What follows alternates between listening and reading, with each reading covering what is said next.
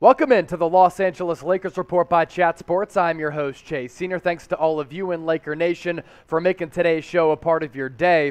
Following the NBA trade deadline, we're going to do a little bit of a rumors roundup on today's show because, according to several reports out there, it seemed as though the Lakers were close to pulling the trigger on a bunch of trades leading up to the NBA trade deadline. Instead, they stood pat with that roster. So the first one, Los Angeles, of course, was always linked to John Wall because the only way to really offload Russell Westbrook was a deal with Houston for a player-for-player swap, to send away Russell Westbrook and bring in John Wall. This coming from Chris Haynes. Sources inform me that the Rockets reached out to the Lakers to offer John Wall for Russ, but they wanted the Lakers to include a first-round pick, but the Lakers declined that. And in a lot of these trade negotiations, other teams really wanted that 2027 first-round pick from Los Angeles, which other teams see as a very, very valuable asset, and the Lakers had included and dangled that draft pick in a lot of these trade discussions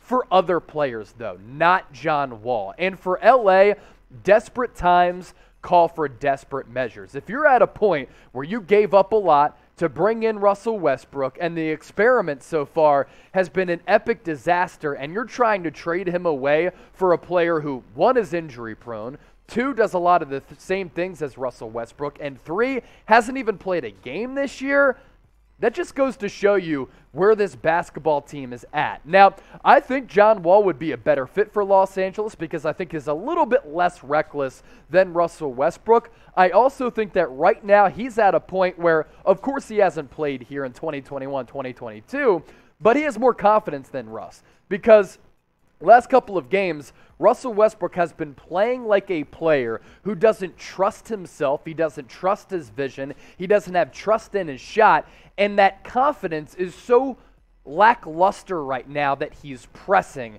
And you add that on top of Russ really just never having the best feel for the game, and that's translated to the Lakers just being in an awful spot and in this awful predicament with Russell Westbrook being unable to trade him away. How about this from Sam Amick on the Lakers exploring trading Russell Westbrook away for Buddy Hield?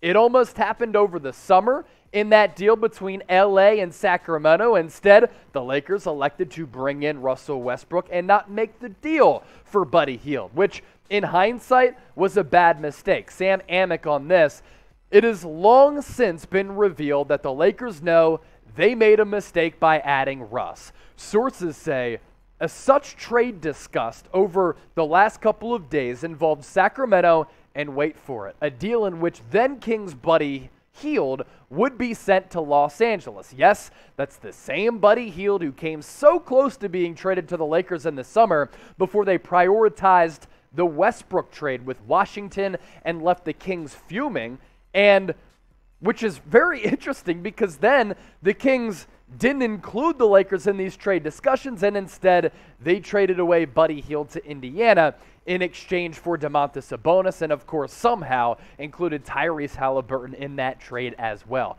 The Kings are so bad, so dysfunctional, and so delusional as an organization that I'm surprised they didn't take this deal.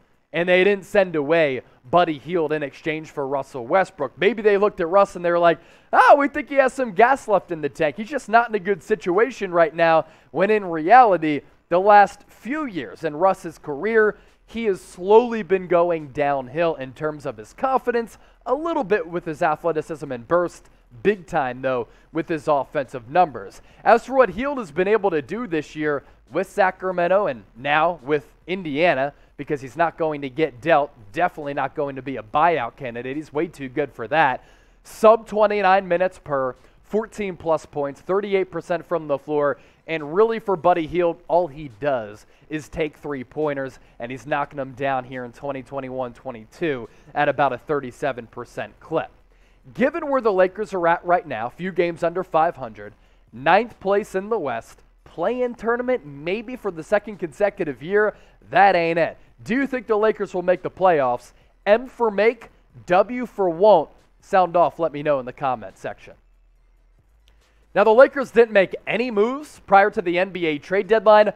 Don't be that guy who doesn't make any moves with your girl. I'm speaking of Valentine's Day. Get her something nice. If you go to chatsports.com/LakersVDay, there are a bunch of these Lakers shirts available for up to 40% off. Some of them well under $10. Bunch of different colors, bunch of different designs. Don't not get your girl anything for Valentine's Day. That'd be a big mistake because you don't want her unhappy on her special day. Chatsports.com/LakersVDay. Cop that gear right now. As for some Lakers buyout candidates, we'll get to Dennis Schroder here in just a few moments. A couple of intriguing players who could be on the market for Los Angeles to make some upgrades to the roster. Goran Dragic, Gary Harris, the aforementioned Dennis Schroder, Eric Bledsoe, Paul Millsap if he doesn't stay with Philadelphia after that James Harden-Ben Simmons deal. DeAndre Bembry was let go by the Brooklyn Nets. He's now a free agent because the Nets wanted to make room on the roster for Simmons, Curry, as well as Andre Drummond. Mike Muscala is actually a pretty solid stretch big who can knock down some triples. Tomas, Satoransky, and Tristan Thompson rounding out the buyout options for Los Angeles. Among those players and maybe some other players who we didn't discuss, we did a full breakdown of 20 buyout candidates on yesterday's video. Give me a name or names in the comment section of buyout players who intrigue you, who you'd like the Lakers to sign to a deal for the remainder of the regular season, and maybe they prove themselves valuable so they sign a longer-term deal as well. Once the Lakers make a move, if they make a move, if they don't make a move, we have you covered in all facets here on the Los Angeles Lakers Report by Chat Sports. We're growing like crazy. The views have been incredible, all thanks to Laker Nation. So be a part of the Laker Nation family here at Chat Sports by hitting that red subscribe button down below for informative, consistent, entertaining Lakers coverage that involves you, the audience. Lastly on the docket for today's show, Lakers going to bring back a familiar face in Dennis Schroder. It could happen if he gets bought out. Got traded to Houston in exchange for Daniel Tice. Obviously, last year he turned down that $84 million contract extension. Bad business move, Dennis Schroder. But this year, he's been playing well, and because of that, he'll be able to earn some of that money back in NBA free agency. I don't think it'll be with the Lakers, but could he help the Lakers this year? The Athletic on Schroder may be coming back to Tinseltown. Lakers explored the possibility of trading for Schroder at the trade deadline, as Bill Oram reported. While there remains some division internally among the Lakers' decision-makers regarding Schroder after his uncomfortable departure last summer, there is interest in bringing him back as a backup point guard, according to league sources. Look, it all comes down to what LeBron James thinks of Schroder. Schroder and Anthony Davis are pretty close, but he did clash with the coaching staff, some members in this front office, according to reports. That can be ridiculous at times because you're not sure what's true and what's not. As a playmaker, though, he'd give this offense a little bit of an injection of energy because he's an explosive athlete who can get to the cup and occasionally knock down a three-point shot, although he's very streaky in that way. So I'd at least think about it, but it all comes down to the cultural fit.